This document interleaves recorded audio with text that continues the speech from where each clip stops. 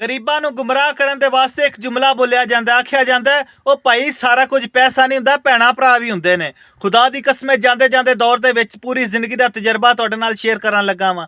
ਕੋਈ ਭੈਣਾਂ ਭਰਾ, ਮਾਮੇ ਫੁੱਫੀਆਂ, ਮਾਸੀਆਂ, ਤਾਈਆਂ, ਚਾਚੇ, ਬਾਬੇ, ਭੈਣਾਂ ਭਰਾ, ਮਾਂ ਪਿਓ, ਸਾਰਾ ਕੁਝ ਪੈਸੇ ਦੇ ਨਾਲ ਹੁੰਦਾ। ਜੇ ਪੈਸੇ ਤੁਹਾਡੇ ਪੱਲੇ ਤੇ ਤੁਹਾਡੀ ਬੱਲੇ ਬੱਲੇ, ਜੇ ਤੁਹਾਡੇ ਪੈਸੇ ਨਹੀਂ ਪੱਲੇ ਤੇ ਤੁਸੀਂ ਇਕੱਲੇ ਇਕੱਲੇ। ਐਸੇ ਪਰਦੇਸੀ ਭਰਾ ਟਕਰੇ ਨਿਵਾਉਂਦੇ ਨੇ ਕਿ ਯਾਰ ਸਾਡੇ ਵਾਲ ਕੋ ਬੰਦਾ ਰਿਸ਼ਤਾ ਕਰਨ ਆਉਂਦਾ ਸੀ ਨਾ ਤੇ ਆਂਦਾ ਸੀ ਕਿ ਇਹ ਤੇ ਭੁੱਖੇ ਨੰਗੇ ਨੇ, ਇਹਨਾਂ ਸਾਡੀ ਧੀ ਨੂੰ ਕਿੱਥੇ ਸੁੱਖ ਦੇਣਾ।